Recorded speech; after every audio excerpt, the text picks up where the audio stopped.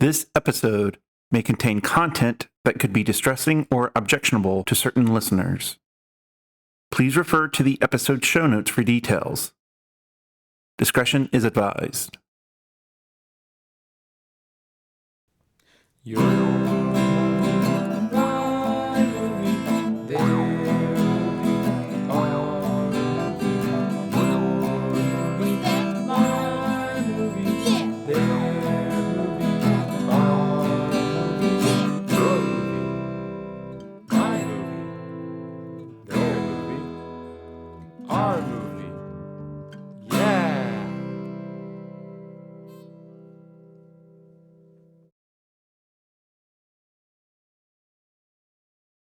Hello. Welcome to Your Movie, My Movie with Dan and Steve. I'm Dan. And I'm Steve. This is a podcast where one of us picks a movie to watch and we discuss it together. In this episode, we're talking about one of my picks, the 1986 movie The Fly, starring Jeff Goldblum, Gina Davis, and John Gett. Written by Charles Edward Pogue and David Cronenberg.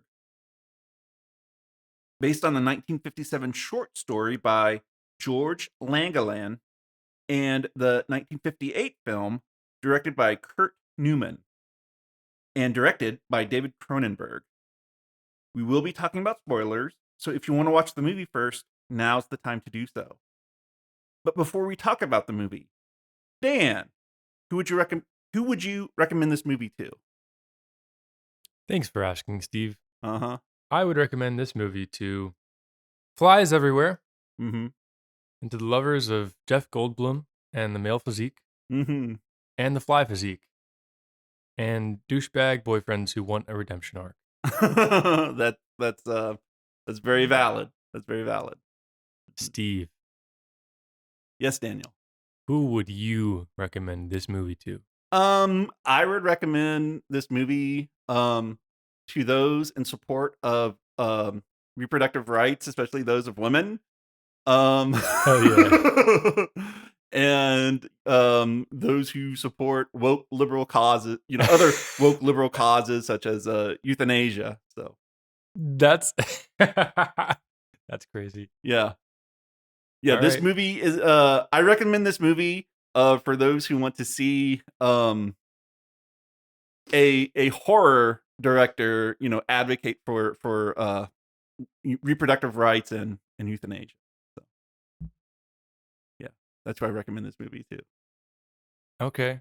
I definitely could see a stance on reproductive rights in this movie, but I don't know about a stance on euthanasia. Oh yeah, absolutely. Oh, okay. We'll get All to right. it. We'll get to it. I mean, I could. All right. Yeah, sure. Okay. It's the funniest part of the movie. It's the funniest part of the movie. You're sick in the head. Hey, you're sick. You're sick. You're the one who was eating while we were watching this movie. Yeah, I played it up a little bit for your entertainment. Uh-huh. Anyways, So Daniel, yeah. ask me why I picked this movie. Hey, Steve, why'd you pick this movie? Funny you should ask that, Daniel. Funny? Yeah, funny. Funny. So I picked this movie because I kind of wanted us to watch and discuss it as a response to your last pick, which was Violence Voyager. Yes. I came down pretty hard on that movie. You did. You really did. Yeah. And thinking on it, I can see why you would think why I would like it because, it's a genre movie. Yeah. But I did not at all. And I kind of asked myself, why was that? Why was that? What was it about that movie that made me, come down so hard on it? Introspective Steve. Yes, very. Well, that's what film criticism, which is what we're doing, that's what it's about. Yeah. It's about, thinking and contemplating about movies and how they affect us and, deep thoughts like that. Yeah. And unfortunately, Violence Voyager was one of those movies, for better or worse. Mm-hmm. Because the thing is, I like fucked up anime too. Okay. We're gonna watch some stuff Uh-huh. It's I and it will have those movies will have scenes where we will have to do content warnings for. Yeah. Yeah, yeah, yeah. Um, but so I wanted to ask myself, well, what is it about those movies that I'm okay with, but I'm not okay with Violence Voyager? Yeah. So you know, uh, that's what I wanted to contemplate. This movie is a good pairing because there are some similarities. Well, there's a whole bunch of similarities. I Yeah. mean, um, this movie basically created body horror, although uh, David Cronenberg's earlier movie, Scanners, that has a little bit of body horror to it, but not to this extent. Mm. But we'll get there. We'll get there. Um, so I wanted to ask myself, like, why am I, and I'm okay with this movie. I like this movie. I love this movie. Yeah. So why do I like this movie, but I don't like Violence Voyager? Um, and I think the difference is, well, I think there are two main differences. One is Violence Voyager. Um, goes a little bit to the extreme with all of the horrific elements in it. Okay. Um, and because it goes to that extreme and it doesn't have any, lighter moments because it never lets up, Mhm. it induces a certain trope. And that trope is called darkness induced audience apathy. Gotcha. And what darkness induced audience apathy is when a movie is so dark Yeah. and grim Mhm. and nothing good happens to the characters, you stop relating to the characters, because only bad things are going to happen to them. So you don't want to get emotionally invested in them. And watching it just feels like torture. And you stop caring about what happened. Like Bo is Afraid. Like what? Bo is Afraid for me, at least. I don't know that movie. Oh, okay. It's the new Ari Aster movie with Joaquin Phoenix. It just came out last year or whatever. Okay. Anyways, Okay. you never even heard about it? No. It's the 3-hour long A24 movie from the director of Hereditary. Well, I haven't seen Hereditary, and I'm not one of those A24 film nuts. So, Okay. yeah. I feel like I've talked about it. Anyways, No, I've never heard about it before. well, that movie I experienced apathy of the dark or whatever you called it. Yeah. Darkness induced audience apathy. Yeah. Yeah. So, yeah, and so I think that's why I came down so hard on Violence Voyager. I could see that definitely. So, and I wanted to get that out there because, I didn't want to be a hypocrite Yeah. with all the other fucked up movies I'll eventually show you. Yeah. And I didn't want to come off as an old fuddy duddy thinking, oh, that's too intense for me. Mhm. I wanted to, discuss it and have a, more high minded um, dialogue Yeah. over it. And so it's probably too late now for some of our listeners. But I think, like, if you want to get into body horror, don't start with Violence Voyager. don't don't start with Violence Voyager. I think Violence Voyager is what you should watch. Once you've watched all the other body horror stuff and you get bored with it. Mhm. Um, how would you compare this movie The Fly to Violence Voyager? Um, I don't know. I guess it felt inevitable Hmm. in Violent Voyager, at least. I don't know. I guess I was thinking of like the gross factor, Hmm. honestly. Like the liquid ooze. There's liquid ooze in this movie and in Violent Well, Voyager. there's also both vomiting. Yeah. Yeah. But the thing is like, I think you only see the vomit here, like, maybe once or twice. Mm-hmm. But, like, in Violence Voyager, you see it, like, maybe 4 or 5 times. But you also see, Mm-hmm. like, other bodily fluids too, whereas, you mostly just see um, the vomit drop, I think, like, maybe twice in this movie. I thought this movie was way grosser than Violent Voyager. well, it's interesting. I think that this movie, um, it's it does more, but like with less, you know? Like it doesn't belabor anything. Whereas That's fair. Violence Voyager, it may not be as gross, Mhm. but it's fucking constant, Yeah. you know? And it's probably it's darker, I feel like Valiant Voyager is Oh, darker. absolutely. Yeah. Absolutely. Um, yeah. Yeah. And, watching these movies back to back, you can obviously see the influence that The Fly has on that movie. Yeah, I mean, I think I'm gonna rebuttal a statement you made earlier, though, Okay. and that David Cronenberg made body horror. He didn't make body horror. Okay. There was a lot of pulp horror movies that I'm sure he was influenced by, and Um, just gore in general is a type of body horror, you know? um, Or are you talking about, like, a mutation body horror? when I call David Cronenberg like the father of body horror, I don't mean like he started it. I mean like he's the master of it. Like he was the Okay. first master of He, it. like, defined the genre? Yes, absolutely. Yeah. Gotcha. Okay. Yeah, he's like, okay, fine. He's not the father of body horror, but he's definitely the master. Okay. Yeah, for sure. Got you. Mhm. That was all I wanted to That's pump fine. your brakes a little bit there, That's fine. Steve. That's fine. Anyways. That's fair. Um, and so yeah, um, I don't think this movie it doesn't have that um darkness induced audience apathy like Violence No. Voyager does. No. Like it goes to very dark, if not dark, then disturbing places. It's dark and disturbing. Uh the abortion Yeah. the abortion dream. Yeah, that's disturbing and dark. I feel Yeah. like the darker parts are well, no, I mean, it's dark. I don't know. I wouldn't necessarily like that's not the go-to place in the movie I would describe as dark. I Mhm. would go to like the part where he's afraid of hurting her and just, the general terror of becoming another person, a Yeah. distorted person. Yeah. Yeah.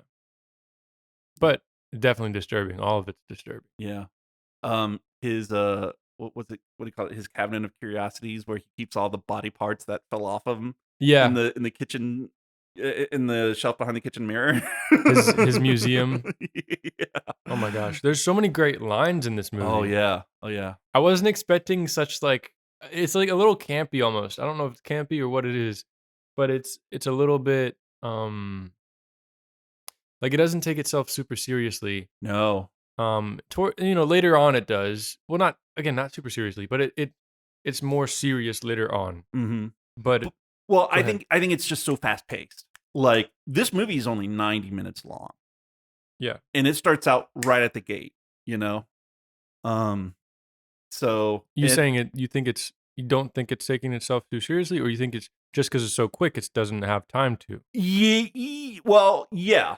Yeah, so it doesn't seem like that. Like this movie, it just keeps going and going and going. Yeah, but we have such, like, witty dialogue and stuff like that, and, Yeah. like, banter that's just funny and silly almost. Yeah, but if it was any slower, I think that would take away, you kn is what I'm saying. Okay. Yeah. Alright. And it might feel like it's taking itself too seriously. Like it has some very serious themes, Yeah, definitely. but because it keeps going and going and going, it doesn't belabor those themes at any one point, you know? Mhm. It's not a tragedy that they dwell on. It just keeps going and going and going, Okay. and that works to the movie's benefit. I got lost somehow. I feel like we were on a different place than where we started in this small tangent. That's But okay. anyways, That's okay. I agree with those statements. Okay. I think it does have a great pace. Mhm. Yeah. Yeah. Sorry. That's okay. I feel like I keep, like, throwing you off track. No, no, no, no, no. You were talking about how it doesn't take itself so seriously, and I said the reason why it feels that way is because it's so fast paced that doesn't dwell on anything. Um, so that's why it doesn't take itself too seriously. It doesn't dwell on it, and it just keeps moving ahead. Okay. Yeah. All It's right. like if you stop at any point to think about it, it might feel silly. You know what I mean? Well, I thought you were see, what I thought you were saying was that, yeah, it doesn't take itself too seriously, and it's kinda lighthearted in the beginning because they have to get through it quick, but you're not saying that. You're Well, I saying am saying okay, alright. that. I am saying that. Alright, cool. Okay. Okay. Okay. But we get such crazy dialogue, it's so much fun, like, I that's something Well, that's a yeah, point I was making. that's what keeps the darkness-induced audience apathy from happening. Yeah, You know,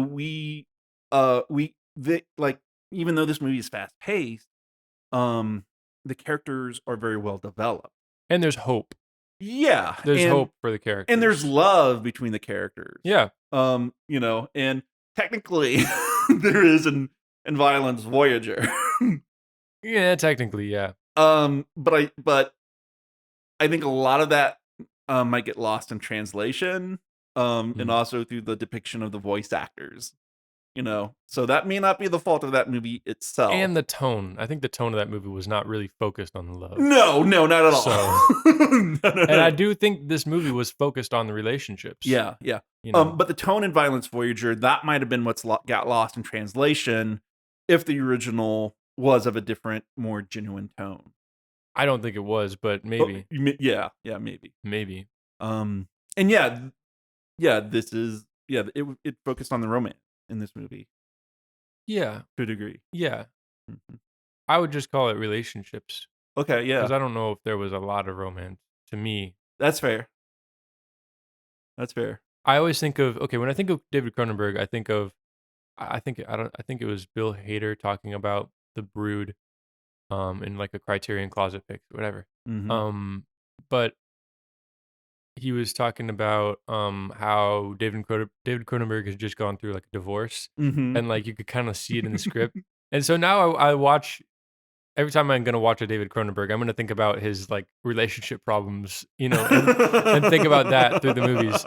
So there's a lot of that in this movie potentially. Y um, well, I, maybe I'm not I mean, I don't know. Well, I think this movie might be like David Cronenberg's, Eraserhead, because this movie, it says, like, it's not apparent until the last act, but, David Cronenberg has some thoughts on pregnancy. well, okay. I just mean maybe his own psyche. Okay. As a lot of artists do, they put their own psyche into their work, and Mhm. the things that they might not be happy with about themselves, the things that they're struggling with. So that's what I was saying. It doesn't necessarily have to translate directly to his relationships That's in true. real life. Yeah, that's true. So yeah, just that theme of I'm becoming something I don't want to become. I Yeah. am hurting the people around me, and how do I get back to a place that feels more genuinely me and things like Mhm. that. That's fair. And, wanting to become a family. Okay, all right, yeah. Which in this movie, he literally wants to become a family. Yeah, he wants to become a one-person family, a trinity of a family, which Yeah, is insane. But yeah, wow, that's pretty freaking deep yeah. for anyone who has, like, you know, dependency issues, I don't know, is that the Mhm. right word for it? Who wants to be self-sufficient, but also needs relationships. Yeah, yeah. I wanna be my own family, I don't need friends, I'll make them myself, my own fragmented psyche, It will become a hive. and we'll be unstoppable Yeah. with the power of friendship, of the self. Uh-huh. Sorry. And a couple of insect genes. Yep. Yeah. Um, yeah. Oh god, I had a thought. What was it? Oh well, let's move on.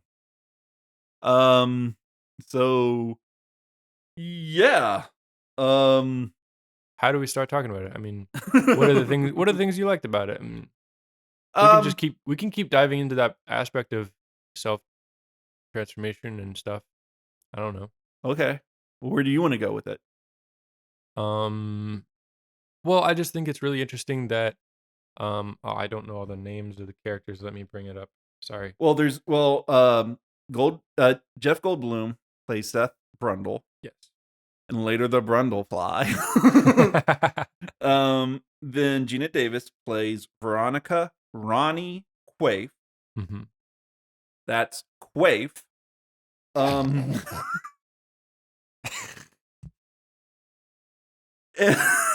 You're such a dweeb.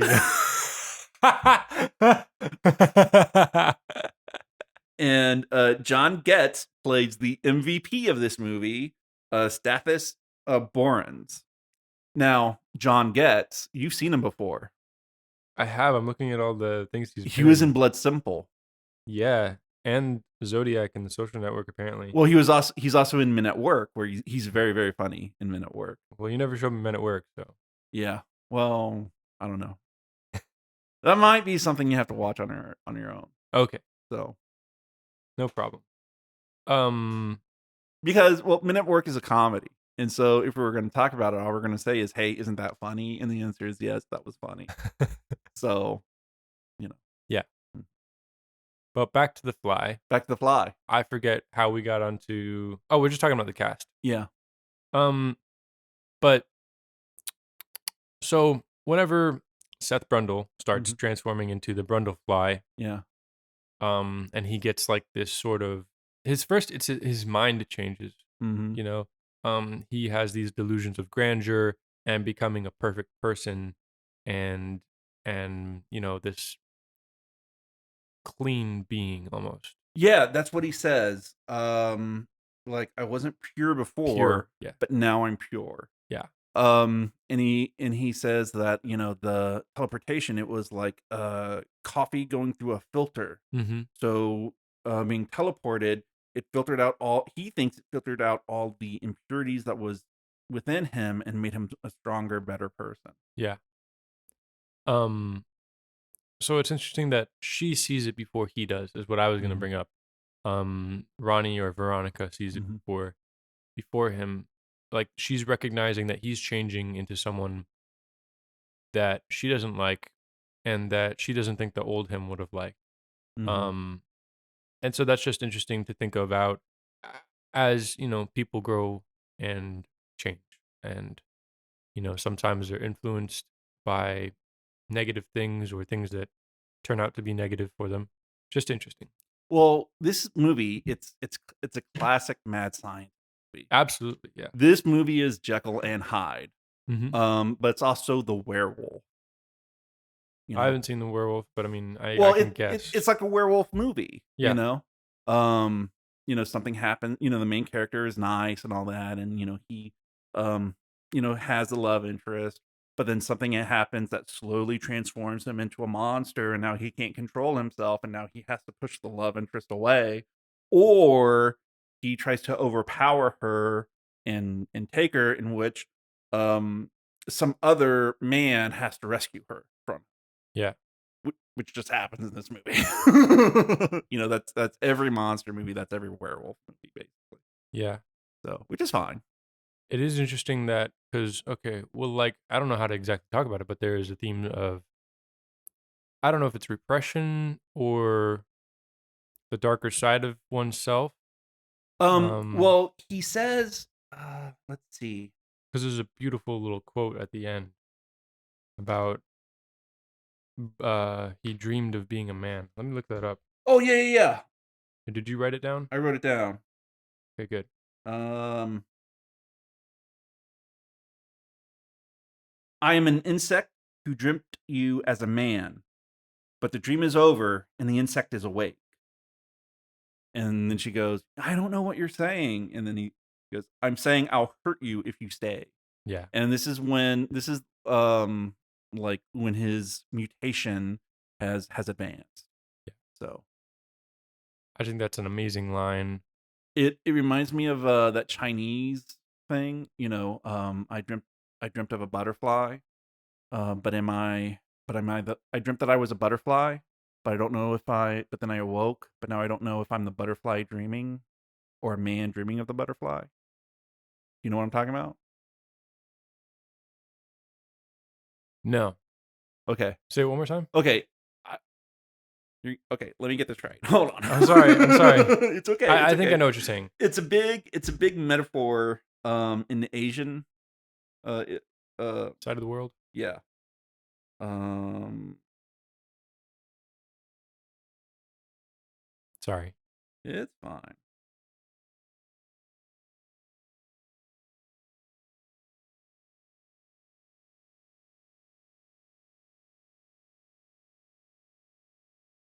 Oh, okay. Once I dreamt I was a butterfly flitting and fluttering around, happy with myself and doing as I please.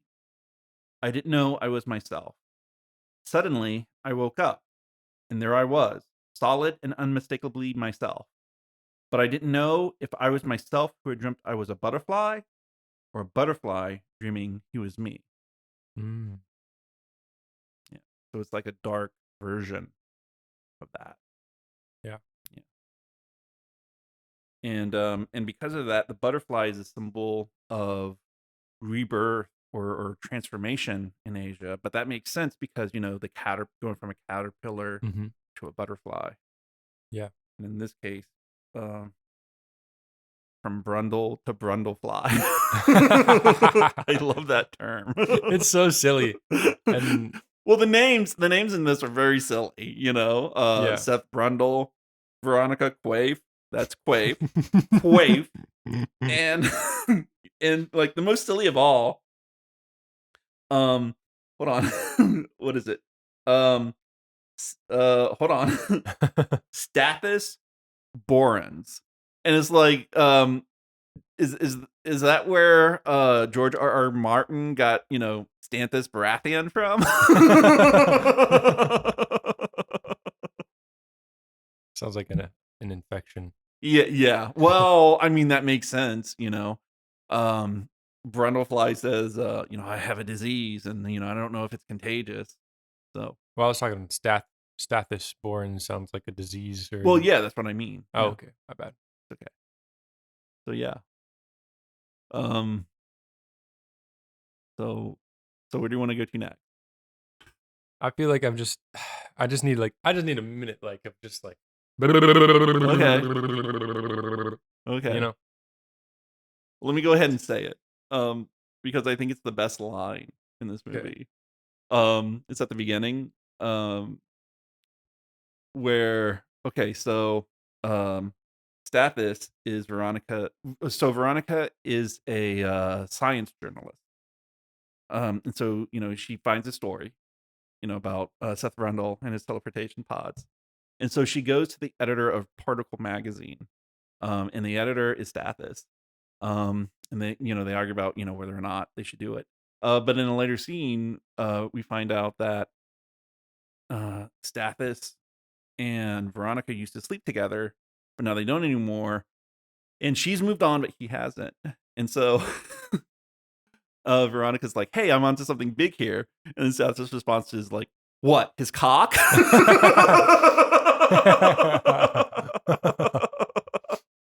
That's possibly the best line in this movie. Like it's just so obvious and in your face, so to say.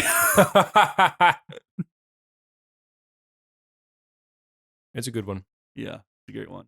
And well, it also kind of, I mean, I think it's funny, but I also know him from Men at Work, Mm. where he's very funny, and he's also in the sequel to this movie too.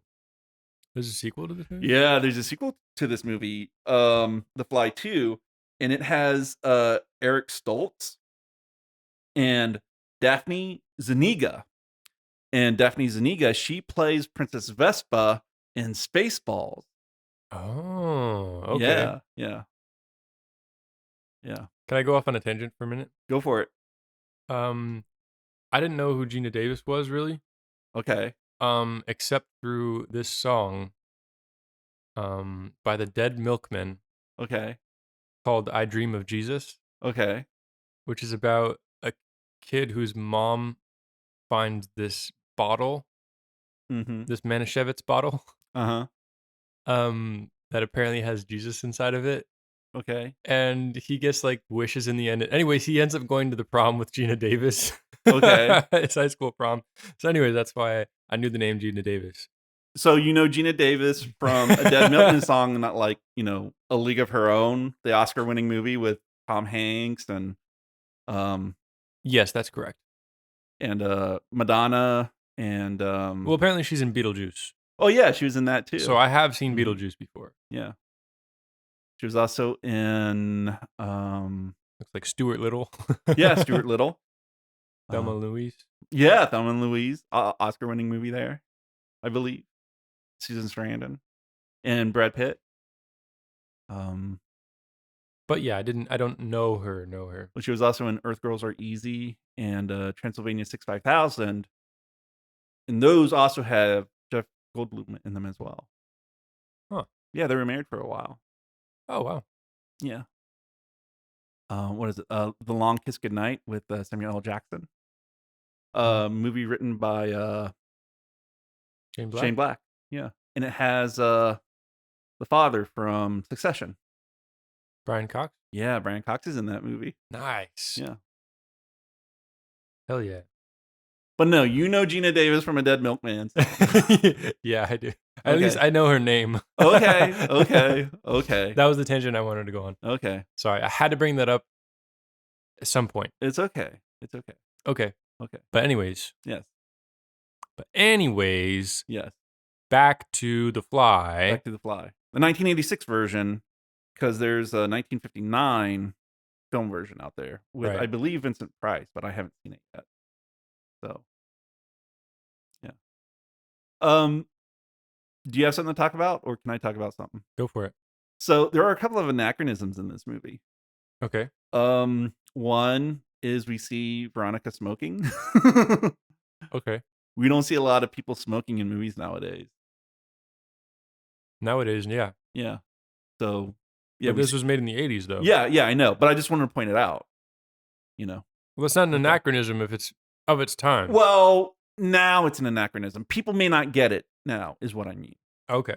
Okay. I have to show my age now. Okay. Okay. Which is apparently is kind of a thing with people who listen to the show. Like, I keep talking about how old I am, Mm-hmm. and then other people are like, "You're not that old," Yeah. and I'm like, "Well, here's the thing, guys.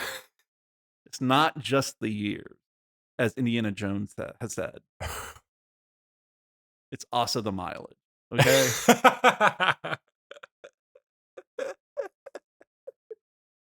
It's also the mileage. Are you ran through, Steve? Huh? Are you ran through? I got a lot of miles on me. Okay. All right. Yeah. Anyway. I'm sure there's a joke about, like preparing to be a car and a lube job somewhere, but we can move on from that. We can after you already said the Yeah. joke. Yeah. Well, I didn't say the joke. Anyway, okay. So there's that. And then when Seth teleports himself, he says the line, "Is it live or is it Memorex?" Yeah. Do you have any idea what that was about? Well, I'm assuming Memorex is cassette tape Yeah, it was, because I know Memorex as the DVD printing because I used to burn CDs and I knew they were okay. Memorex CDs. So I was like, well, before that, they must have done something. Yeah, there's a big ad campaign, with the tagline, "Is it live or is it Memorex?" Got you. So, Which is I thought, because I wrote that line down and I was like, that's such an interesting quote to bring in because mhm. it's not live, it's recorded. It is on a sort of different format altogether, which is not the real thing necessarily. It's a copy of the real thing. It's a Mhm. replication of the real thing, um, which is what he is, Yeah. you know? Yeah. And yeah, he's not himself necessarily. He's some sort of altered version.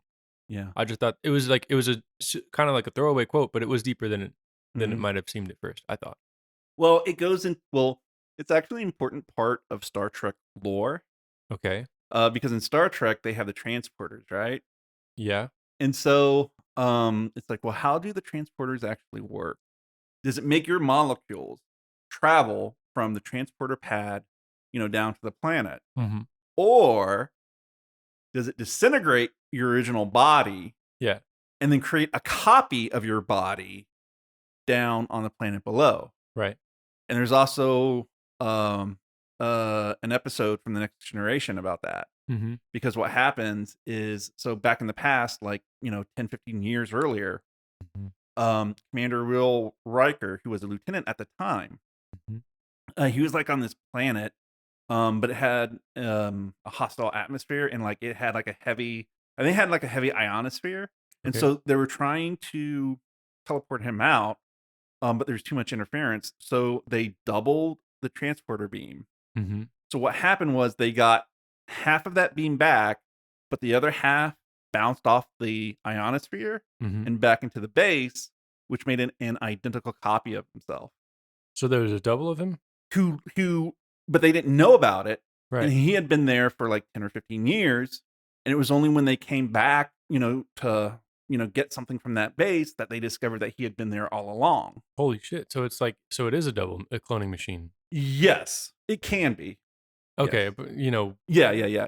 It has that capability, because there's also an episode of TNG where Scotty yeah. from the original series, Uh-huh. like he's on a space base or something, Mm-hmm. and something happens.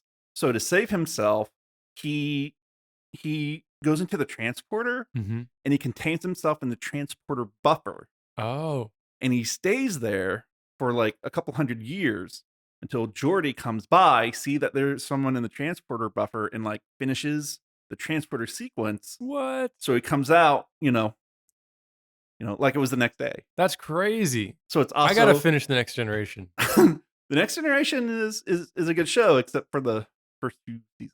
So Because those are like the only seasons I saw. I saw the first 3, I think. okay, yeah. Season 3, when Riker grows the beard, Mm-hmm. that's when it starts to get good. Yeah, that's And what that's where we everybody get the trope, growing the beard, when the season, comes into itself and finds itself and gets going. Yeah.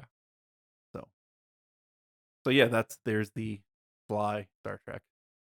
So there's that anachronism. Is it live or is it Memorex? Yes. And the third one I want to get to Mm-hmm. is Stathis is in Veronica's apartment, and he's taking a shower, and he's being kind of sleazy about it. Yeah. And so to get back at him, Gina Davis Yeah. flushes the toilet, Yeah. which makes the shower hot. Uh-huh. Have you ever experienced that? I have never in my life experienced that. Okay. Did you get it? I got it because, funny story again, Okay.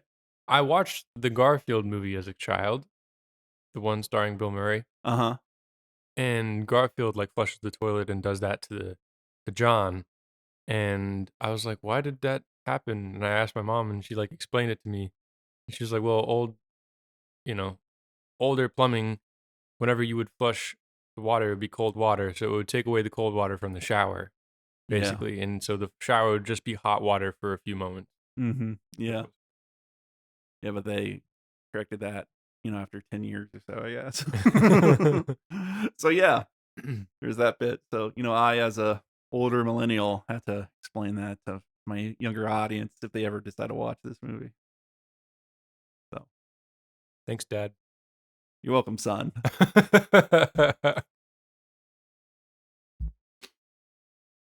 Anyways, I really like how they used costume to indicate character. Okay, A go on little bit. about that. There's just like one thing I noticed, Uh-huh. but they make a note of it in the beginning. She's like, why do you only wear one set of clothes? And he's like, well, they're clean. And then she looks in his closet and he's like, I took it from Einstein. I wear the same outfit every single day. I just wear, new clothes. Mm-hmm.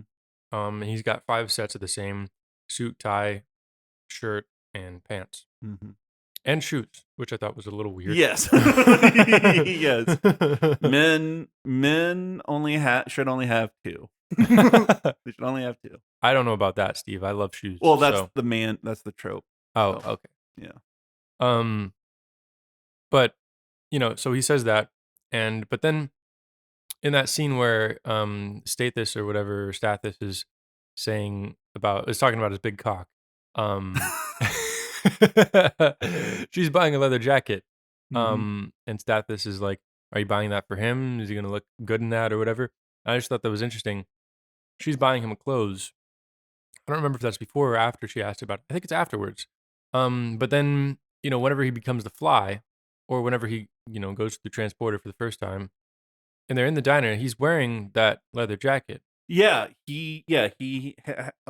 doesn't just wear the outfit. He wears other Exa things, and it's very obvious that Veronica has bought those clothes for him. So she's doing that nesting thing. Where um it's that thing women do.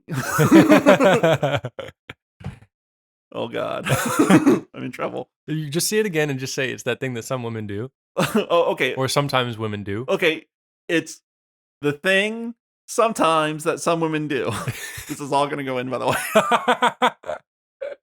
So, yeah, it's that nesting thing where, women claim a man. So, you know, yeah. Actually, say it again and say some people. I'm done. I'm I'm just canceled. joking. I know I'm I'm gonna joking. be canceled anyway. So, I'm joking. yeah, I think that's an okay thing to say, but yeah. I think that is But it's sweet. everyone. It's sweet. Yeah, yeah, yeah. Well, I Yeah. think it is not just women that do it too. Well, that's true. That's very, very But true. Because anyways, you see the dark mirror of that with Stathis.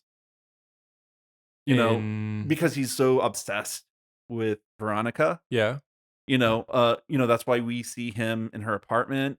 Mhm. And he's like, trying to tell her what to do. Mhm. And oh my God, he, um, I can't remember if it's before or after she's contemplating abortion.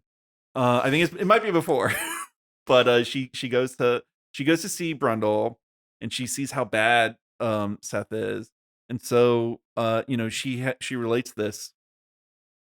She relates what she saw to Stathis, and Stathis is like, "Well, show me, get it on tape," Mhm. and then she's crying, she's very upset, but he's like, but he says something like, "Well, when he's dead, can I claim you?" I So, forgot about that. Holy oh sh no, I paid attention. I paid attention. So, yeah, we see kind of a dark mirror of that with him. Mm. So, Yeah.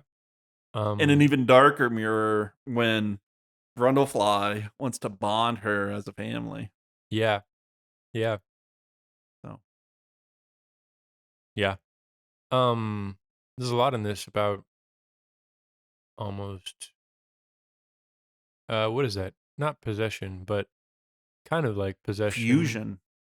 fusion. Well, yeah, but like, you know what I'm saying, right? Like in a relationship when people are too controlling Mhm. or possessive, that's what I'm looking for. Okay, yeah. Possessiveness Yeah. And jealousy. and jealousy. Yeah. Yeah. Um, Well, that's what spurs Seth to, go into the transporter, before he should have. yeah. Um, Absolutely. He yeah. says, I was jealous, Yeah.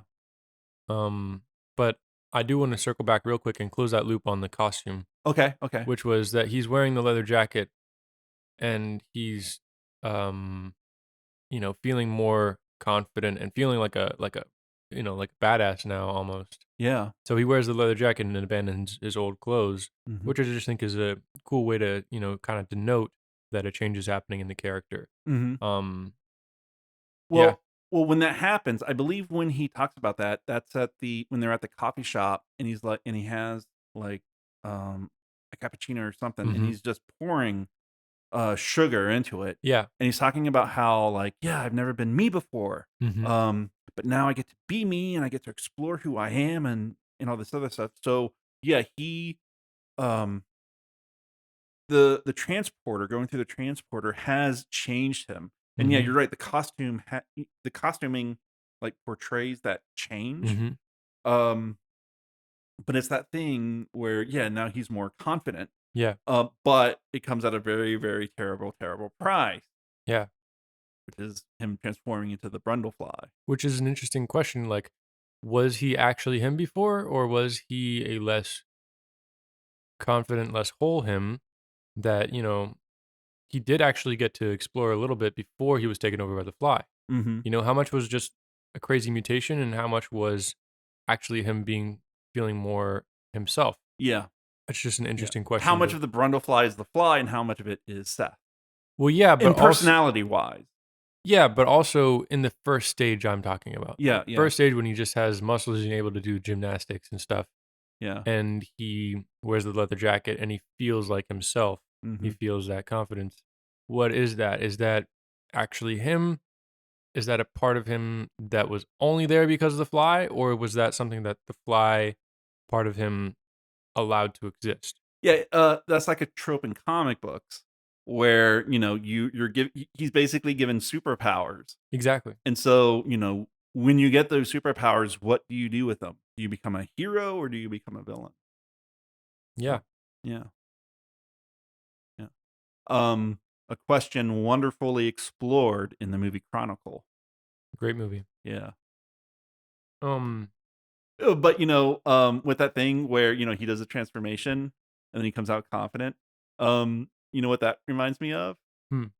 She's All That and all those movies from the 90s where the girl with the glasses and somebody dares her to go to the prom with them and she just takes off the Mm. glasses. And so what I'm saying is There's All That is a spiritual sequel to The Fly. Right. Yeah. Exactly. Great double feature, I'm sure. But Wouldn't okay, I'm wouldn't wouldn't that yeah, go ahead, Steve. Go ahead. There's already The Fly 2. So maybe what The Fly 3 should be about, is like the granddaughter. Because The Fly 2 is about the son of Seth Brundle. Okay, Oh, so the dream sequence, yeah. that actually happens in The Fly 2. And it's like an actual larva that comes out of her? Yeah, and they cut the larva. Spoilers for The Fly 2. They cut the larva and, baby Eric Stoltz is in it. A human baby is in it. Oh, wow. And then he's basically raised by Bartok Industries, which owns all the technology. Right. Is basically who Seth worked for. Wow. Yeah, Huh. yeah. You want to watch it sometime? That sounds like a pretty interesting movie. Is it by David Cronenberg again? No, Ah, no. Are you insane? I don't know. I don't know if he did sequels. I don't think he's ever done a sequel. No, no. It's just a cash grab, Ah, as most sequels are. yeah. So, okay. So The Fly 3. Grandbaby Brundle. Uh-huh. She's a girl. Oh, it could be like Carrie. But instead of psychic powers, she's slowly mutating into a fly as she gets her period.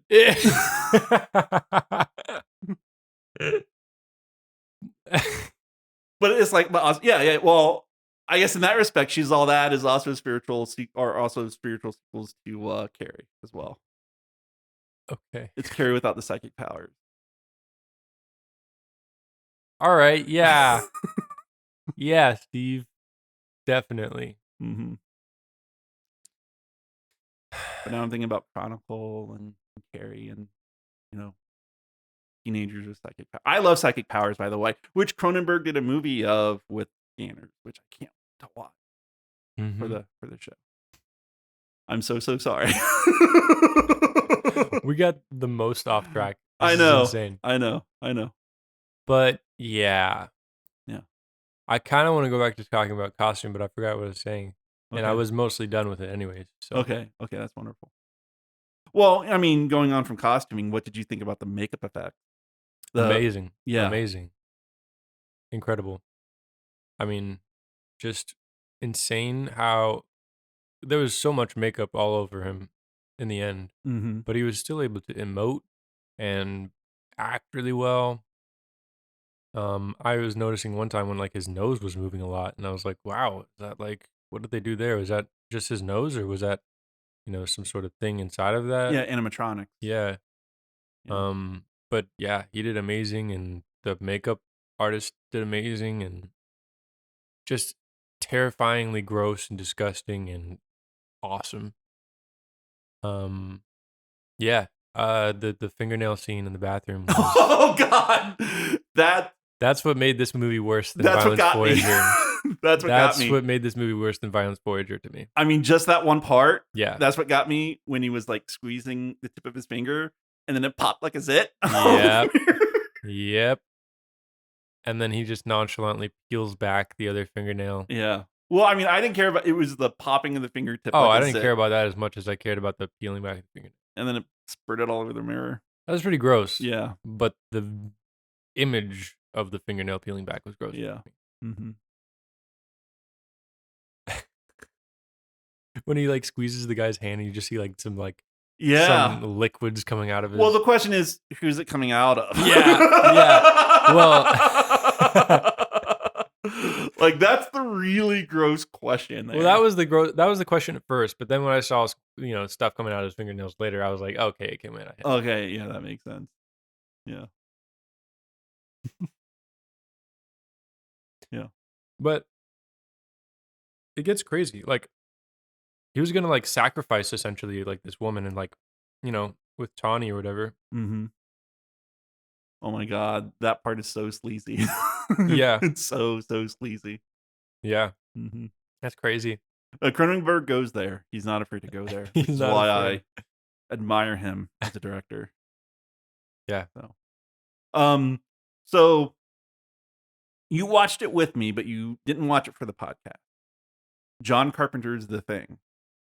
Yes. How would you compare the creature effects between John Carpenter's The Thing and The Fly? Um, honestly, I liked it a little better in The Thing, Uh-huh. just because of the movement, and it felt alive, you know? Mhm. And this was amazing, Mhm. but I didn't feel as much like it was alive by itself. I felt like it was a brilliantly done prosthetics. What, The Thing? No, in The Fly. Oh, okay. Like, they had done an amazing job of, transforming Jeff Goldblum. Mhm. But in The Thing, it felt like they had actually created this creature that I had never seen before. Mhm. Um, and that creature came to life and, was terrifying. What did you think about The Thing, by the way? I loved it. I thought it was great. Did you get scared by it? Scared by it. Or unnerved or disturbed or any emotions Um, like that? Did you feel horror from the movie? not super much. Okay, that's what I got from your reaction Yeah. while you're watching it. But I was like, "Oh, this is awesome." That's more Okay. my reaction was like, "That's amazing." Okay, wonderful. Um, but no, you know, Mhm. maybe because I'm into filmmaking and stuff. And it's also been very hyped too, so Yeah, mm, but the prosthetics, I'm always just looking at, the gore and stuff. I understand. But when I was younger, I didn't, and so I would definitely be grossed out by it. Okay, But yeah. okay. Um, yeah. Well, there's a lot of similar themes in this movie and the Thing as well, like Contagion. Um, Yeah. I didn't feel like that was an especially big theme in this movie though. well, I they were worried about it, like, Yeah. it's a disease, Mhm. you know, um, or whether or not it is a disease. Yeah. Um, in this being 1986, Mm. that could be a reference to the AIDS epidemic going on at the time, Yeah. which John Carpenter's The Thing has been directly compared to. Right. That a lot of people see the alien in The Thing as a metaphor for the AIDS virus. So, Which makes sense. Yeah. yeah. And then, um, well, AIDS was it's a sexually transmitted disease, through the blood. And, there's also, I mean, I guess there's a little bit of that in this movie because, Gina Davis gets pregnant, Mhm. Yeah. so, with the cocoon larva baby that she Yeah. wants out in the Mhm. middle of the night. Yeah. Yeah. Yeah. That was a crazy scene. Uh-huh. Um, yeah. Are you ready Like, to talk about it? I mean, not exactly, but Okay. I'm ready for you to talk mainly about it and me to comment, Okay. I guess. I don't I have I am not very confident in discussions on Okay. abortion, so, Okay. it's just Well, I mean, I'm just gonna be jokey about it. Oh, okay. Alright. You know, I mean, so when I watch this movie, like, um, from the pro-lifers out there, I hear like, well, what if Mary aborted Jesus? And so I'm like, yeah, but what if Joseph was a mad scientist, and he became Joseph Fly and impregnated Mary. Shouldn't she be allowed to What the hell? abort Jesus Fly?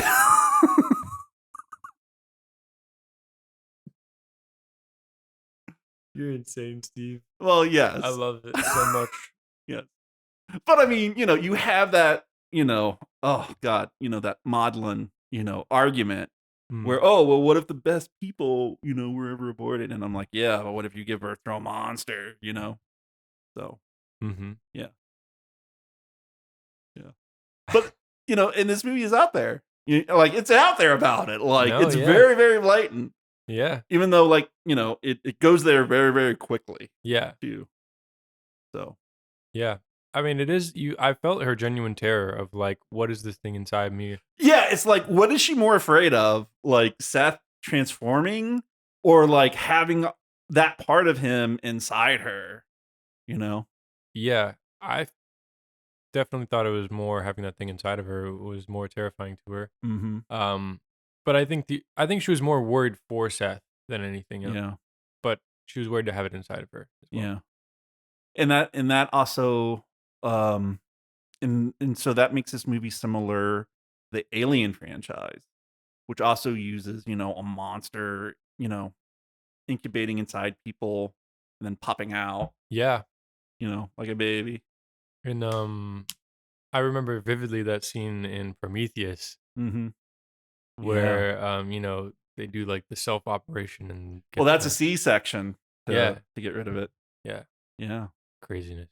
very crazy. That's a crazy movie. Yeah. I only saw that movie once. I only saw it in the theater once. Hmm. Um, yeah.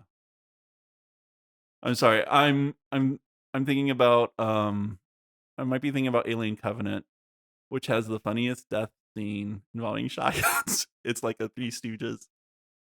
It's like a Three Stooges episode where people die. It makes me laugh. So that's what. Whenever I think about Prometheus, I think about Covenant and just how much that movie makes me laugh. It's so funny. We are off it Yeah, we today. are off it tonight. That's okay. Sorry, listeners. This Ah, is what you get as long as sometimes. we're entertaining, Yeah. So Which, yeah. all right. Yeah. Well, I think we're doing pretty good. We talked about Violence Voyager and how it relates to that movie, and then Yeah. As long as as long as I don't keep bringing up how badly we might be doing, then we'll be fine. yeah, maybe. And then John Carpenter's The Thing, which is fair. Yeah. I think another comparison to this movie though is, well, I already said this movie is a werewolf movie, Hmm. but it really reminds me of An American Werewolf in London. Okay. Haven't Like, seen that one. um, well, along with The Thing and this movie, it has one of the most influential monster transformation scenes. Yeah, I've heard Yeah, that. yeah. And so at the end, Uh-huh. when Brundlefly, comes into his final Sephiroth Oh form. my gosh, that was so cool. That was so cool. When she punched his face off and then the Well, rest she of didn't punch his face off. Like, she just like grabbed his mouth and it just, fucking came off. Yeah. She started screaming, and then the Brundle flesh like just sloughed Oh away. my gosh, that was so cool. And that's when we got Mansquito, the Mansquito form. Hell yeah. Can I just say though, it was so goofy in the end. Whenever he becomes part of the transporter. Yes! So it's like, so I guess another spiritual sequel to this movie is also Jason X. I haven't seen it. You have to explain that. So Jason X is the first Jason movie I saw in the theater, Uh-huh. and Jason X is a love it or hate it movie. Right. Because Scream came out at the same time, Uh-huh. so there's like a lot of meta jokes in the movie, which you can appreciate or not. Okay. But it's also set in space. Mhm. And space is where horror movie franchises go to die, they say. Mhm. Because there's a Hellraiser movie that's set in space. And also, infamously enough, there's also Leprechaun in space. Hell yeah. Mhm. So this is Jason X, which happens in space. Um, And so what happens is, long story short, and David Cronenberg actually makes a cameo in that movie. Yeah, Amazing. yeah, yeah, What? as a mad scientist. Hell Um, yeah. so in Jason X, we're talking about every movie but The Fly, by the way. Yeah. So in Jason X, they capture Jason and they try to cryogenically freeze him. But he kills a bunch of people, and so he does get frozen. But so does this hot chick. Right. Um, her name is Lexa. I think her last name is pronounced Doig. Okay. And she was also in the TV show Andromeda with Kevin Sorbo. Okay. And she is hold on. She Andromeda Strain or just Andromeda? just Andromeda, the sci-fi TV show. Okay. And she is married to Michael Shanks, who was in Stargate SG-1. It's so funny how immediately you lose me when you start talking about actors because we know such different actors. Whoa. Or Well, you just know more of them. So. yeah. Yeah. I have watched Stargate though, a little tiny bit. Yeah, he played Daniel Jackson in Stargate SG-1. Let me see his picture. You got it pulled up right there. You could just show me the. Okay, got you. Yeah. Yeah, and he also made a cameo in Andromeda along with the dude who plays Teal from SG-1. But anyway. Okay, so Jason X. Yeah. So they get frozen, and then an apocalypse happens on Earth, and so all of Earth goes to Earth 2, which is funny because that was actually a TV show Okay. with the Noxzema girl who ran over somebody. She was also in a movie called Vanishing Sun. Anyway, so when you do these, oh, and he was also in this movie with this guy, and this guy was in this movie with this guy, and this guy was in this other TV show, which was a crazy show. But the even crazier show was the movie that he was in with the other guy. Yes. So, these teenagers take a spaceship from Earth 2 to Earth, and then they go to the Crystal Lake Research Facility, where they rescue Lexa Doig and but also Jason Voorhees, and then Jason Voorhees dies. But the spaceship has nanites which can heal, and so the nanites go into Jason, and that's what turns him into Jason X, which makes him part technology. Oh wow! So that's why Jason X is a spiritual sequel to The Fly as well, because you got Techno Brundlefly.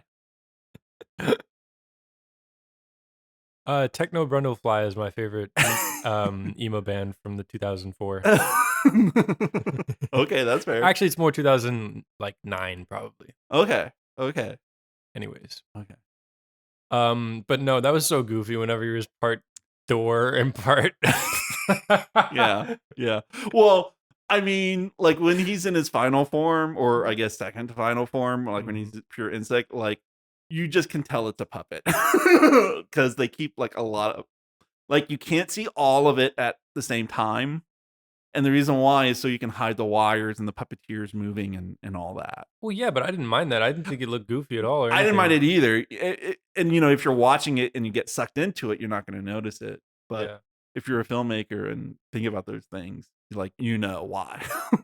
Yeah. So there's one shot where what is his name? What's the guy? The boyfriend, ex-boyfriend? Stathis. Where he's on the floor and Brundlefly is kind of above him. Brundlefly looked huge. I don't know if they did a forced perspective thing there or something, or if Jeff Goldblum is just that much bigger than him or what. But it was really interesting. Shot. Well, Jeff Goldblum.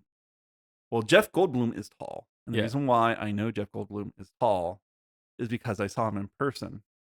What? Yeah. So in the mid 2000s, or maybe in the mid 2010s, I'm not sure. Yeah, mid 2010s for sure. I had a friend who lived in LA. He lived in Burbank because he has a job doing visual effects for movies. And so he kept, telling me to go out and visit him. So I did. Mhm. I took a road trip. I drove from Florida all the way to LA. She It was a fun, oh, God, it was such a great trip. I saw so much cool stuff. So I got there, and he was like, "Well, what do you want to do?" And I'm like, "Well, it's your town, so I'll do whatever you want." So one of the things they had there at the time, Mhm. is something called the Jeff Goldblum experience. Okay, Okay. and it's this little cafe, Mhm. um, and basically it's Jeff Goldblum's lounge act. Okay. Like he plays the piano, and he has a small band, like a 3 or 4 man band. Uh-huh. And he plays the piano. He makes jokes and stuff. They played the theme song to Jurassic Park constantly. um, and and oh my god, so me and him went. Uh-huh. Um, and so the thing is I had the Fly on Blu-ray, Yeah. and I took it with me to LA because I just take movies wherever I go. Okay, Okay. just in case I want to watch something. Uh-huh. So I just happened to have the Fly with me, Yeah. and I'm like, "You know what? I'll take it with me, and maybe he'll sign it for me." Yeah. Um, so we got there, we sat down, and, me and my friend, we're just talking, Mhm. and then I hear a voice behind me, and he's like and I hear this voice say, "Hey, is how y'all doing? Is everything okay?" And so I take a deep breath, and I think it's our waiter, and I'm like, "Oh, yeah, yeah, yeah, everything's good." And I look up, and it's Jeff Goldblum. What the hell? It's Jeff Goldblum. What? Yeah, and I'm just sitting there shocked, and before I can do anything else, he runs off to another table. No! Yeah, yeah, Mm. I whiffed on that one. Well, you I also froze. I froze on that one. that's okay, though. Yeah, You got to meet Jeff Goldblum in a way. yeah. Well, Moby was there that night too. What? Yeah, What? yeah. Jeff Goldblum was like, yeah. I think I don't want to, I don't know if I should say this or not, but I think Moby's here too. What a crazy Yeah, what crazy Steve lore has just been imparted to me. yeah. So, well, Jeff Goldblum, he now has a very, very special place in my heart. Fair. Because he's a performer. If you're Yeah. willing to do a lounge act as an actor, Mhm. you're a performer. Yeah. But a lounge act, actors got to work. So if you're between movies and don't have anything scheduled, why not do a lounge act? Yeah. Well, especially if you like doing lounge acts. That's true. It helps if you're able to sing and or play an instrument. Yeah, and you enjoy it. Yeah, that too. Well, yeah, but when I saw him playing the piano in this, I was like, "Oh wow, did he Oh actually yeah, played yeah, that?" yeah, yeah, yeah. Well, He plays the piano. that's really cool. His eyes, bro. In the first scene, I was like, "Is he just not gonna blink? Holy shit!" He's just staring at her with the freaking bug eyes, bro. Yeah, I was like, "Is this gonna be part of his like character? He's never gonna blink on screen, like one of those other people who never blink on screen." that would be cool. Yeah, I was glad he didn't do that though. Hmm. Oh, another random note: whenever he's drunk and she's driving him back to his warehouse or whatever. Mhm. Also crazy of her. Lady, what are you doing? You just met a random strange guy at a science festival thing and you're going to go, to his warehouse? Well, You're going to go to his warehouse. she's a reporter. She's got to go to where the story is. Not alone without telling anyone you're there. Well, it was the '80s, so she didn't have a cell phone. Yeah, but you had common sense in the 80s, or some people did. But she's got moxie. Okay, right. Whatever. That'll make up for it. All right. Anyways, that scene when they're driving, Mhm. I liked how, they had like a sidecar on the car or whatever to have the camera, but it was really shaky. And like it was like almost uncomfortably shaky. And I wasn't sure if that was a decision or if that was just a convenient, you know, happy accident. Because like usually with a shot like that, you have I don't know if you have another car right beside the other car, kind of like they're rigged up to each other Mhm. or what, but usually it's a little more steady than that. Or at least I thought. But this one was like the car would go over a bump and like the camera would go down a little bit, and it was just like very uneven and shaky. When I was like, "Oh, is that because he's drunk? Are we supposed to feel drunk?" Anyways, That's neat. yeah, I didn't notice that. I always think about car rigs now, Okay. because I was listening to the Team Deacons podcast, and there's a movie I might have you watch eventually. Have you ever seen Midnight Special? Midnight Special. Oh, the one with the kid with the eyes who glows? That's Yeah, addictive? yeah. I saw it once. Okay. Yeah. Well, anyways, they had the that director on. I forget his name, but he's a really good director. Mhm. And he was talking about the night driving scenes, and he's like, I could never get it right, and movies never got it right. And Roger Deakins was like, well, couldn't you just do it in the studio? He's like, no, I rigged up HMIs on top of the car, and I shot it into the side trees to try and get more exposure so we could actually see the trees, but it just didn't come out right, and it's just so funny. But it Yeah. was like, I was like, wow, that's kind of like cool that he was actually trying to do that really well and trying to push the boundaries there. Anyways, Mhm. random tangent again, but I now think about driving rigs and how the camera's rigged up Okay. and stuff like that. Okay. Um, yeah. That's cool. Are there any other cool shots you wanna talk about? Yeah. Whenever Ronnie is going to her apartment and it's dark, I think it's whenever her ex is in the shower. But she gets home and it's like it's kind of a wider shot. But she's going down the hallway and there's these beautiful lights coming through the blinds. Mhm. It's a classic, cinematographer's tool bag shot or whatever, where you get you know, The very soft lighting through the windows? well, it's the slatted lights, the Oh. shadows of the slats on the wall. Oh, okay. Just really visually interesting and beautiful. Mhm. But then there's just some other shots. I'm trying to think of. Well, real quick, Yeah, go ahead. that I noticed about her apartment Hmm. was that huge plate of an ashtray on her table. Did you notice it? No, I didn't. Oh my god. It's like a huge fucking dinner plate. Hmm. And it has, like, a huge rim, like, I don't know, like, 6-inch rim or more. Mm-hmm. And, it's shallow in the middle, and it has all those cigarette butts, Mm, because she's a smoker, because it's the '80s. yeah. So that's what I noticed. I was recently this year. I was at someone's house Mhm. who was a smoker inside, Mhm. and it has been a minute Yeah. since I've been in a house of a smoker who smokes inside, Uh-huh. and that is a different experience. Well. Let me tell you that people nowadays, kids these days, Mhm. unless they grow up with smokers, they do not understand. Well, on my road trip, on one of my road trips, um I was tr I didn't book ahead, I just stopped and, got a room where I could get one.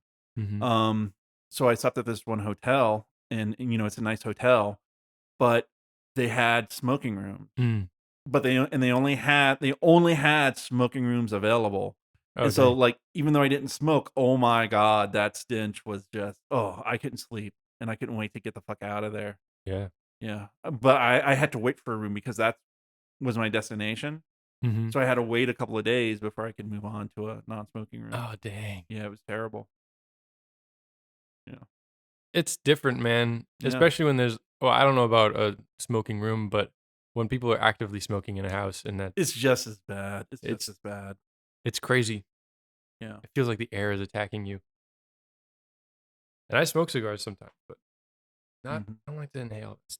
Anyways, Yeah. that's funny. Mm. The 80s. I'm glad that's, less of a thing now. Mhm. Um, but yeah, So, I say anyways a lot. that's okay. So we talked about the cinematography. We did. Um, Anything else about the cinematography? There's another shot I'm trying to think of. Um, I think it's whenever things are starting to escalate in the apartment warehouse. Mhm. Um, I don't even know what shot it is. It just stood out to me as kind of like a good looking shot. Anyways, there's a lot of good looking shots in the movie. Mhm. Um, yeah, Okay. How about the score? score is amazing. Yeah. I The music is by Howard Shore. who was apparently the composer for the Lord of the Ring movies and the Hobbit movie. Wow. Like that's the big thing he's done. Insane. Has he done anything else other than that? I'm sure he has. I'll look it up real quick if that's okay. Yeah, me too. Boom, boom, boom, boom, boom, boom, boom, boom, boom, boom, boom. Oh, and you mentioned Scream, and the cinematographer did Scream, I believe. Oh, interesting. Let me double check that. He did a bunch. Apparently, he did a bunch of stuff for Cronenberg. The Brood, Scanners, Videodrome. He did Silence of the Lamb. The composer Howard Shore did Seven, Yeah, Silence of the Lamb. Dead Ringers. Oh, Mrs. Doubtfire, Philadelphia. Ed Wood, Seven.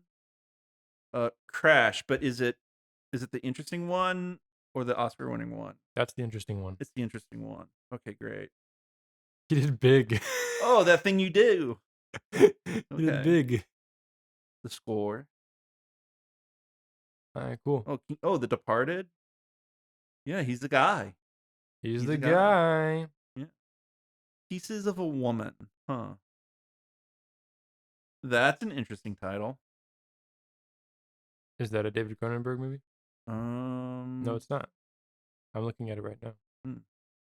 Anyways, Anyway, back to the movie. yeah. The music. Fantastic. Yeah. I was like, wow, I want to listen to this on the way home. Um, Yeah. It's very orchestral and it's very um mood driven, but it's also very dynamic. You know what I mean? yeah. When I was, this is sort of a tangent, but it's related to the fly.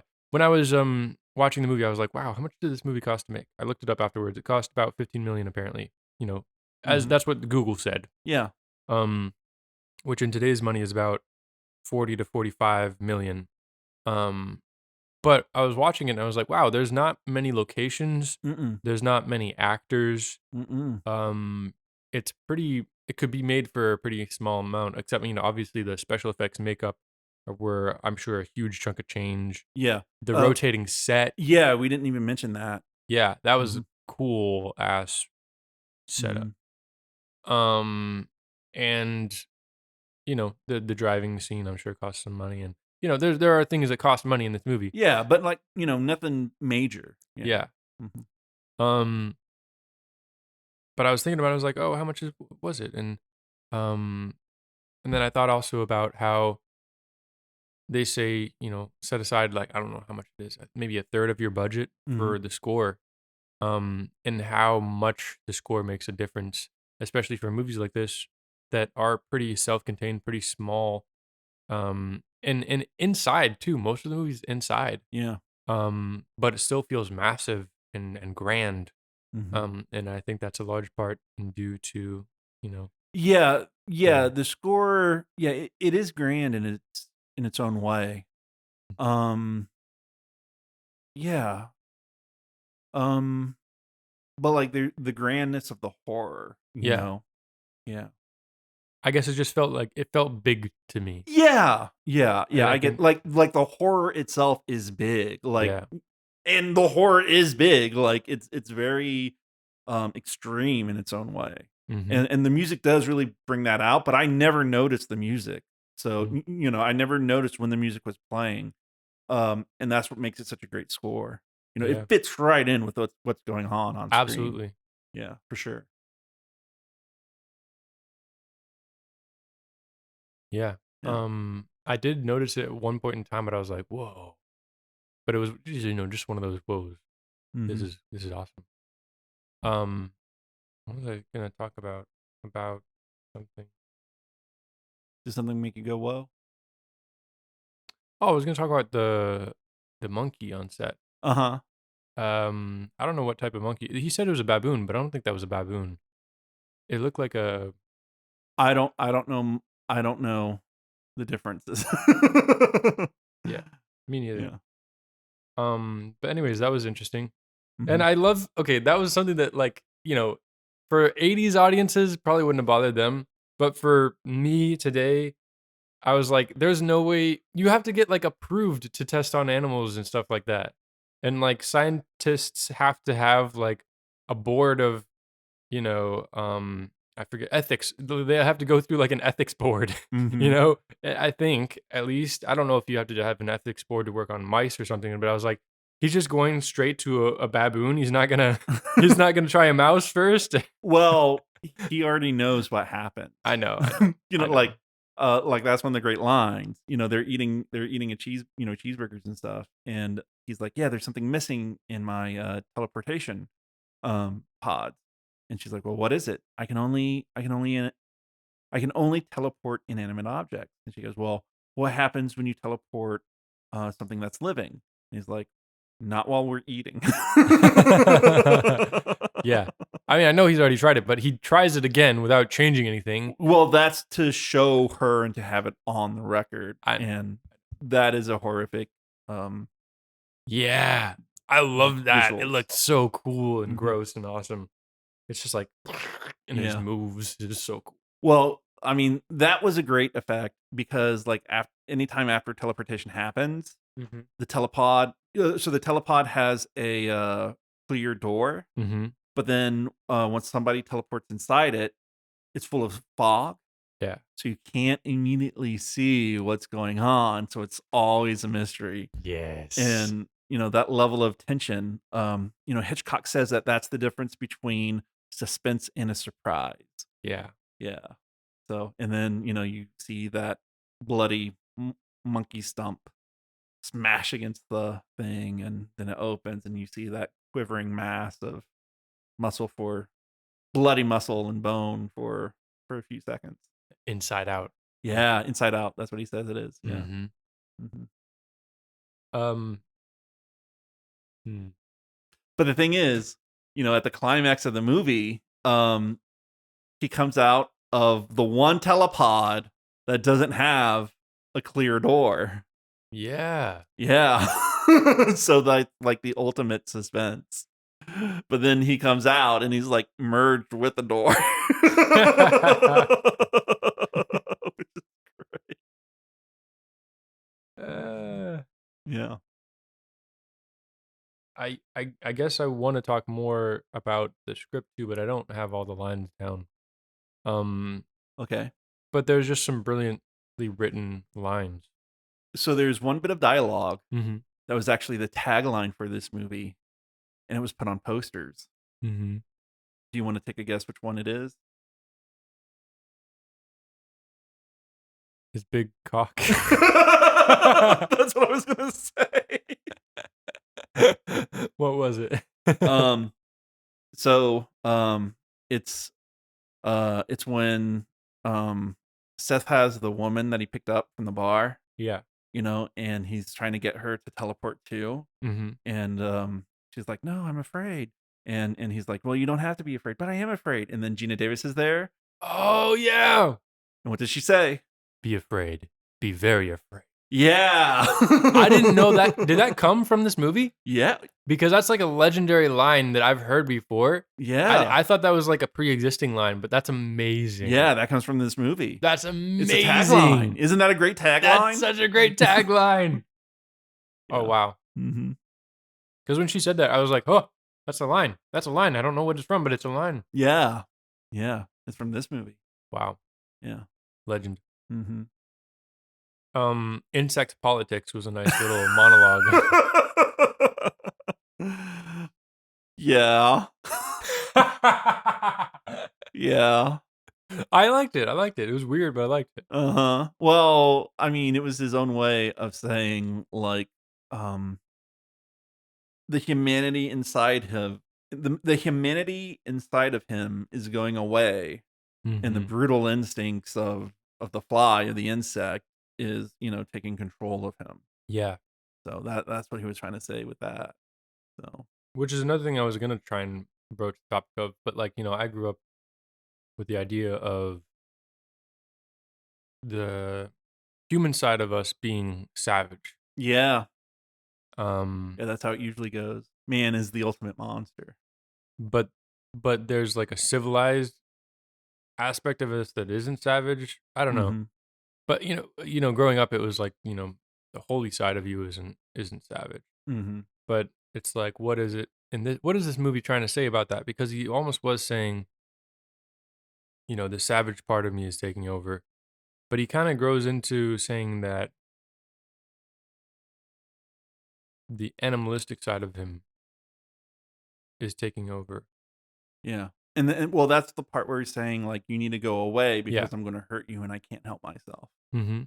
So, But humans are animals, so it's I don't.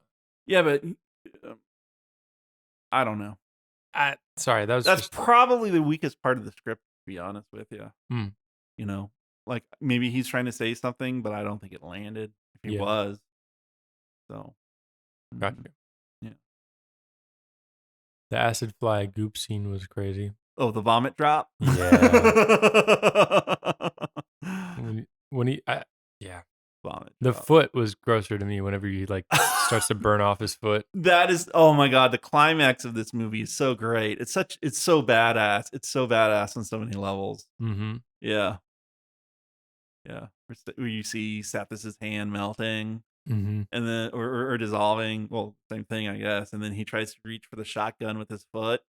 And so Brundlefly just takes his time and looms over it with his mouth and just vomit drops and his foot starts to dissolve too.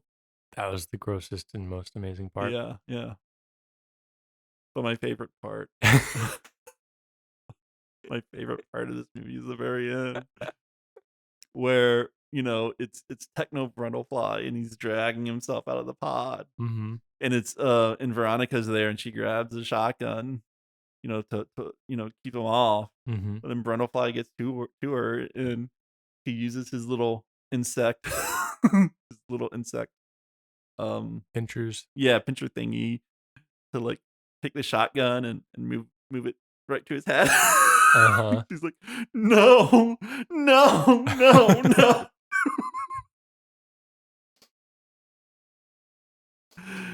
You look so giddy right Well, he now. just wants to die. Like, haven't even been through enough. He just wants to fucking die.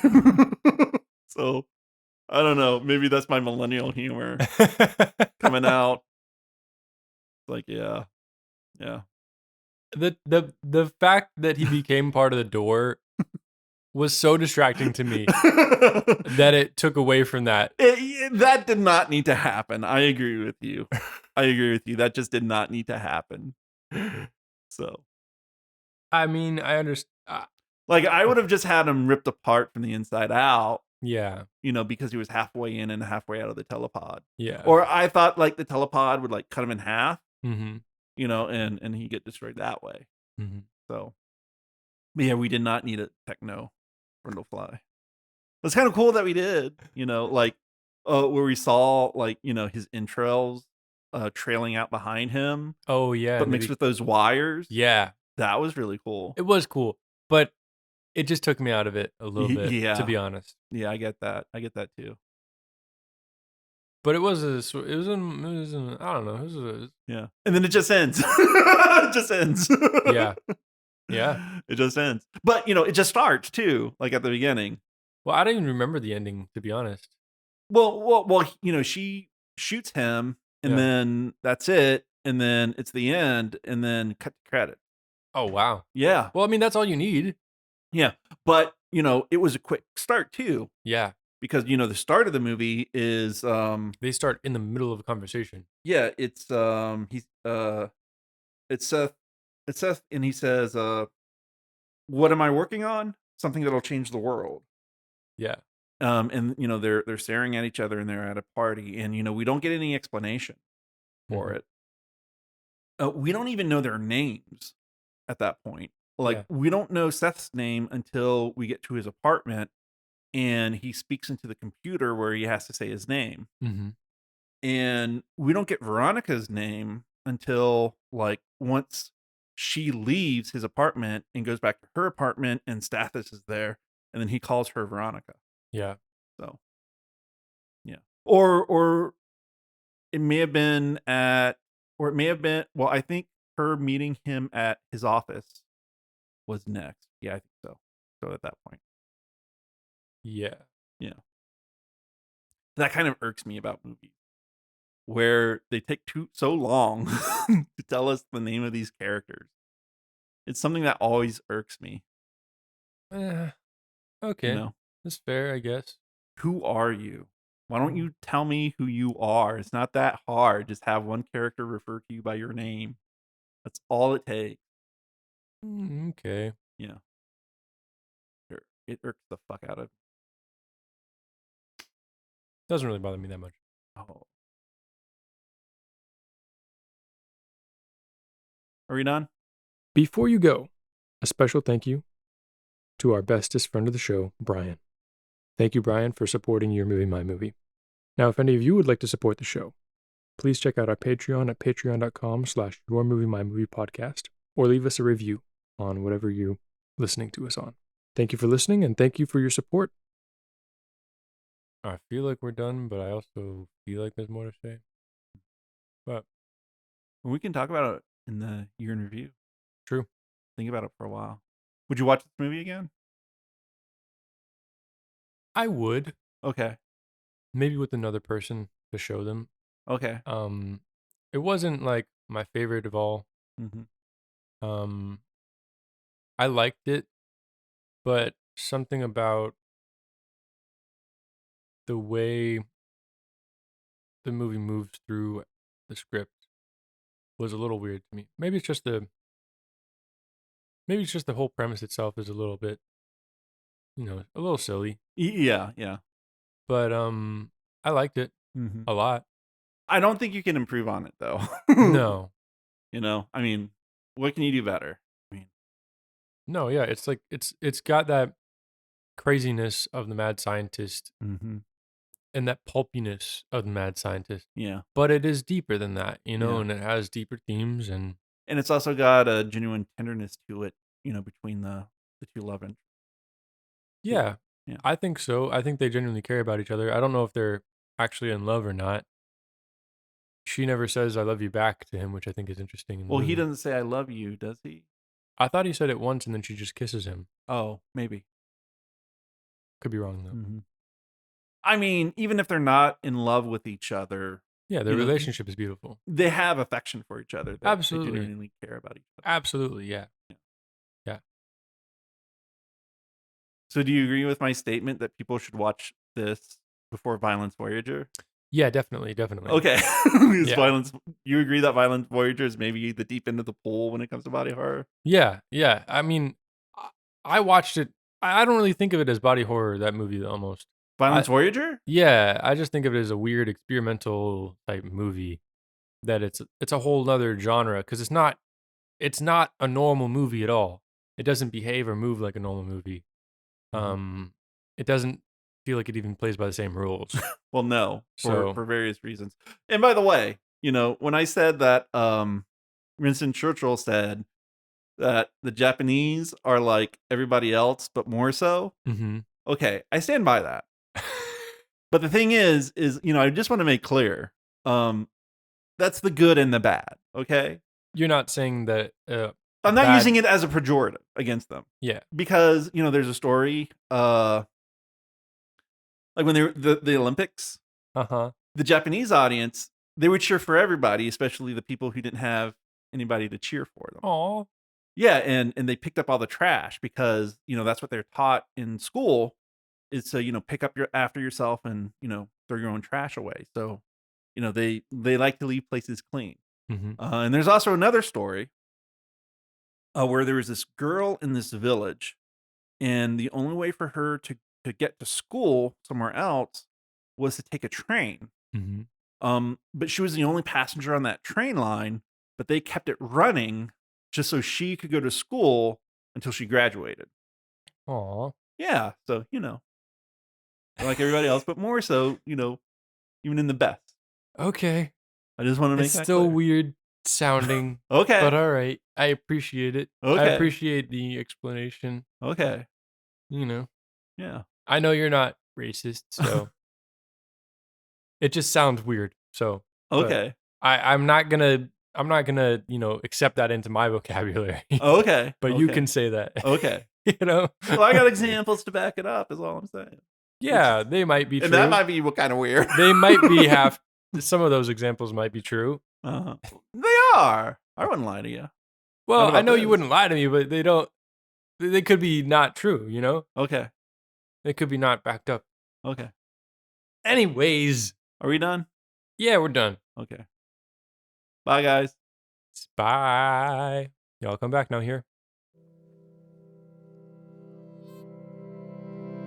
Hey. You